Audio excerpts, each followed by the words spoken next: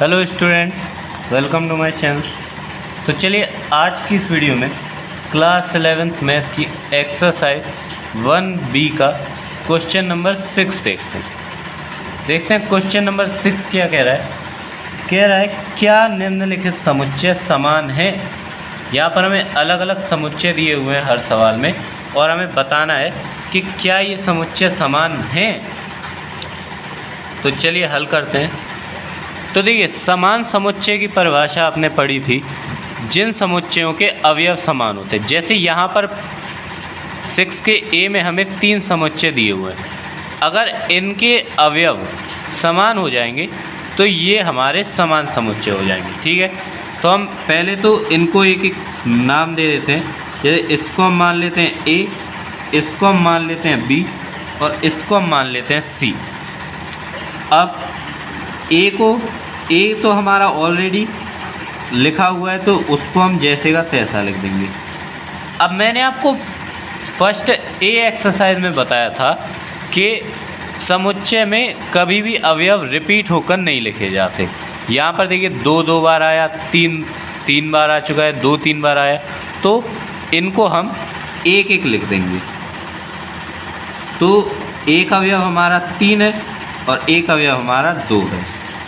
ठीक है, सी में देखिए, सी में दिया हुआ है x such that x square minus 5x plus 6 बराबर 0।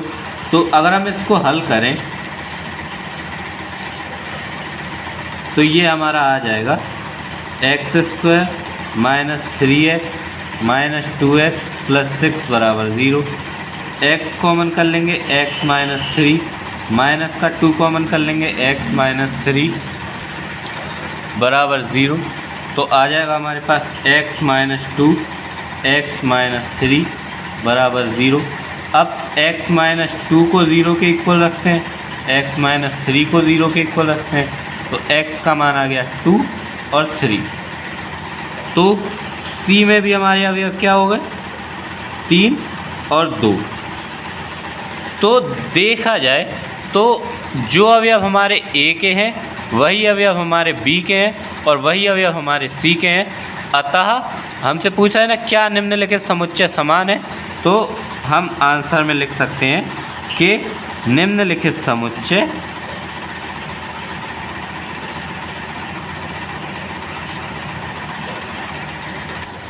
समान है और इसको आंसर कर दीजिए। या चाहिए तो आप ऐसा लिख सकते हैं a equal b equal c। ठीक है, तो इस तरह से आपको इसको करना है। अगला देखिए बी में हमें 2 समुच्चय दिए हुए हैं, 2 6 7 और 7 2 6। इनको भी यदि हम मान लें ए बी और सॉल्व करें तो देखिए समुच्चय में अवयवों से कोई फ़र्क नहीं पड़ता, हम अवयवों को आगे पीछे करके लिख सकते हैं। अगर हम दोनों समुच्चयों को बढ़ते हुए क्रम में व्यवस्थित कर दें, यानी कि आरोही क्रम में, तो ये 2 6 7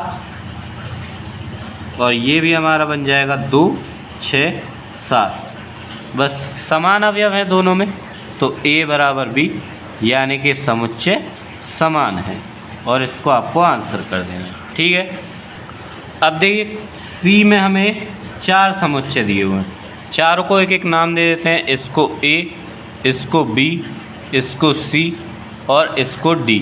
ठीक है, इसमें भी वही चीज़ है, अवयव रिपीट हो रहे हैं, सभी को एक एक बार हमें लिख देना है और देखते हैं हमारे समान अवयव आते हैं। तो a में तो हमारे a b c एक ही बार है, b में भी हमारे a 2 बार रिपीट हो रहा है, तो a को 1 बार कर देंगे। c में हमारा a 2 बार रिपीट हो रहा है, b 2 बार रिपीट हो रहा है, तो इनको 1 बार कर देंगे। और d में हमारा c 2 बार रिपीट हो रहा है।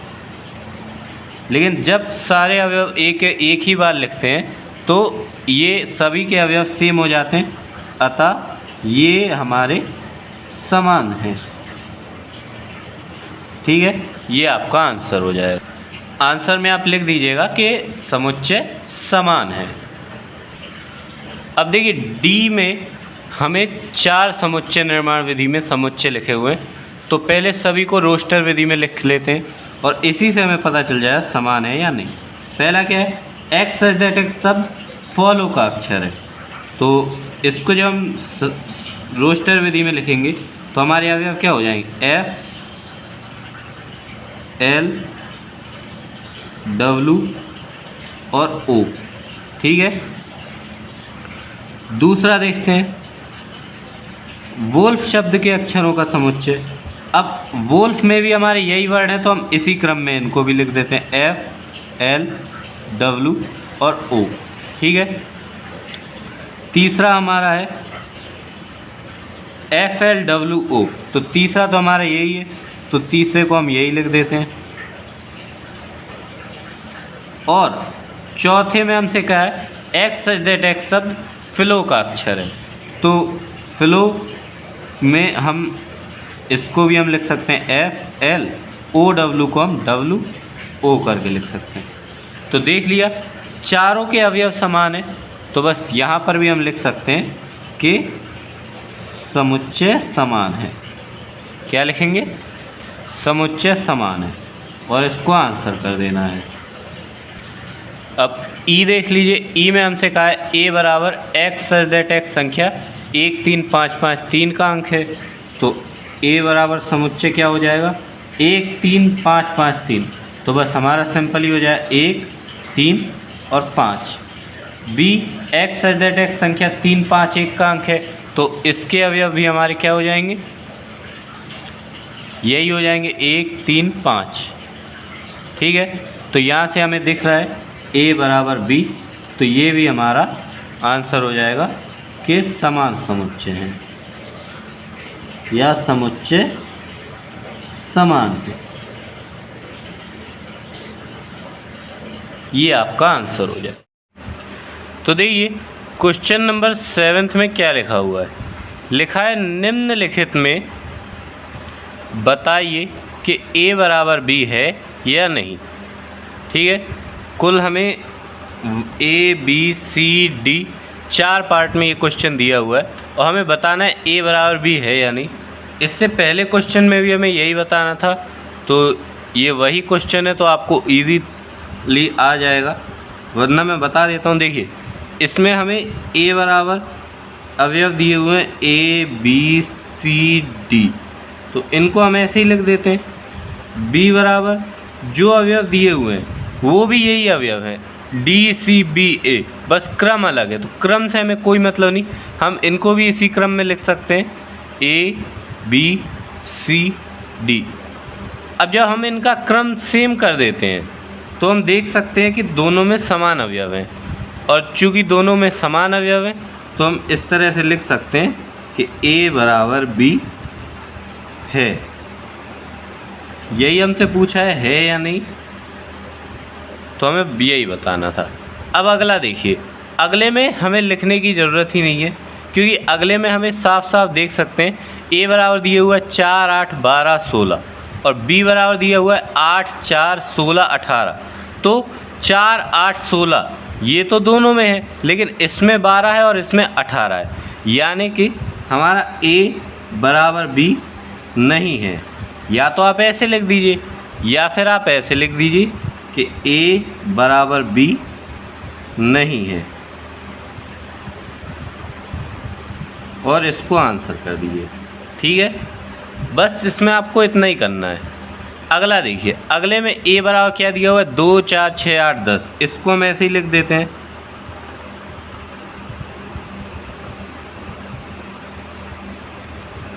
ठीक है, अब बी देखिए, बी में हमें समुच्चय निर्माण विधि में लिखा हुआ है, तो इसको पहले हम रोस्टर विधि में लिखते हैं। लिखा हुआ है एक्स सच दैट एक्स सम धन पूर्णांक है और एक्स लेस देन इक्वल 10 है, तो सम धन पूर्णांक लिखने हैं एक्स से 10 के बराबर और उससे छोटे, तो 2 4 6 8 और 10। ठीक है, अब आप देख सकते हैं दोनों के अवयव सेम आ गए हैं, तो यहाँ पर भी हम लिख सकते हैं कि ए बराबर बी है, और इसको आंसर कर देना है। सेम अगला देखिए, अगले में हमसे क्या कह रहा है, ए बराबर एक्स सच दैट एक्स संख्या 10 का एक गुणज है, तो इसको जब हम रोस्टर विधि में लिखेंगे तो 10 के गुणज हमारे क्या हो जाएंगे, 10, 20, 30, 40 और इसी तरह बढ़ते जाएंगे। और बी में हमें क्या दिए हुए हैं, बी में हमें दिए हुए हैं 10, 15, 20, 25, 30। तो चूँकि आप देख सकते हैं कि इसमें जो अवयव हैं वो इसमें हैं, लेकिन और एक्स्ट्रा अवयव भी हैं, तो ये हमारे समान नहीं हो सकते। तो यहाँ पर भी आपको लिख देना है कि A बराबर B नहीं है।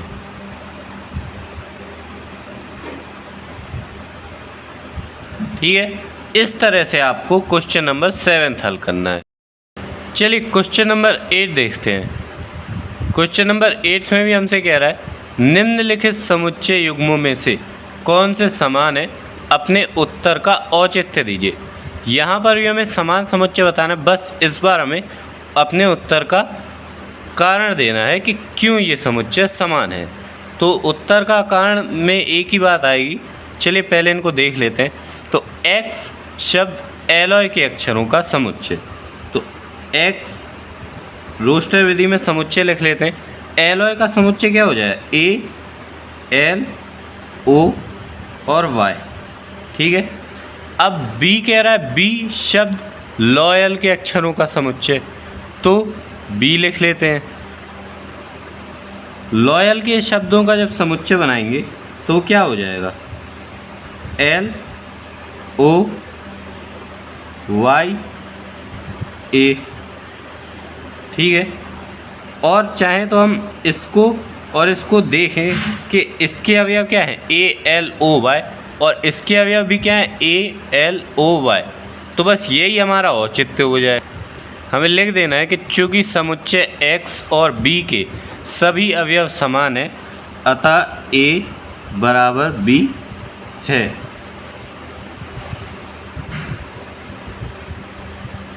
और इसको आंसर कर देना।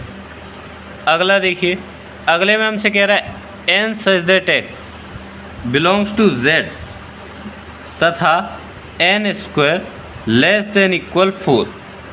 तो हमें ऐसी पूर्ण वर्ग संख्याओं का समुच्चय बनाना है जिनका वर्ग करने पर 4 आ जाए और 4 से छोटी संख्याएं आ जाए।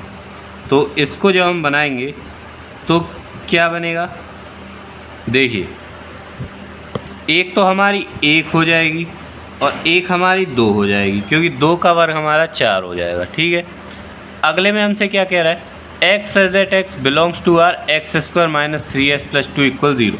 तो यहाँ पर रफ वर्क करेंगे, इसको थोड़ा हल करते हैं। x square minus 2x minus x plus 2 बराबर 0। x कॉमन लिया, x माइनस 2 माइनस 1 कॉमन लिया, x minus 2 equal 0। x minus 1 x minus 2 equal 0। तो x माइनस 1 को 0 के इक्वल रखेंगे, x माइनस 2 को 0 के इक्वल रखेंगे, तो x का मान हो जाए 1 और x का मान हो जाए 2। अब ये हमारा रफ वर्क था। तो इस समुच्चय के हमारे पास अवयव क्या होगा, 1 और 2। बस देख लिया, इनके भी अवयव समान है। फिर से आपको यही लाइन लिखनी है कि चूँकि समुच्चय A और B के सभी अवयव समान है, अतः A बराबर है B के, या A और B समान है। ठीक है, बस इतना ही आपको क्वेश्चन नंबर 8 में करना था। अब क्वेश्चन नंबर 9 देखते हैं। क्वेश्चन नंबर 9 में क्या दिया हुआ है, नीचे दिए गए समुच्चयों में से समान समुच्चय का चयन करना है। इसमें हमें कोई हल नहीं करना, केवल सबके अवयव देखने, जो समुच्चय समान हो उन्हें हमें नीचे लिख देना है कि ये समुच्चय समान है। तो देखिए A के अवयव क्या हैं, 2, 4, 8, 12। अब किसी भी समुच्चय के अवयव 2, 4, 8 और 12 नहीं है A के सिवा, तो इसका कोई समान समुच्चय नहीं है। B के अवयव देख लेते हैं, 1, 2, 3, 4। अब C के अवयव तो 1, 2, 3, 4 नहीं है। D के अवयव क्या है, 3, 1, 4, 2। अगर हम इनको सही क्रम में, बढ़ते हुए क्रम में रखें तो 1, 2, 3, 4, तो B के और D के अवयव समान है। तो हम लिख सकते हैं कि B समान है D के। ठीक है, एक तो हमारा ये आंसर हो जाएगा। और देख लेते हैं और कोई समान समुच्चय हो। जैसे ई के अवयव है -1 और 1। अब एफ में तो ये अवयव है नहीं, जी में भी हमारे यही अवयव है 1 और -1, या हम -1 को पहले और 1 को बाद में लिख सकते हैं। तो ई बराबर है हमारा जी के, तो इसको भी हम लिख देते हैं ई बराबर है जी के। ठीक है, बाकी कोई समुच्चय बराबर नहीं है, केवल समुच्चय बी बराबर है समुच्चय डी के और समुच्चय ई बराबर है समुच्चय जी के। तो इन्हीं को आपको टिक कर देना है या फिर आपको इस तरह से लिख के आंसर कर लेना है। तो ये आपकी एक्सरसाइज 1 भी कंप्लीट हो जाती है।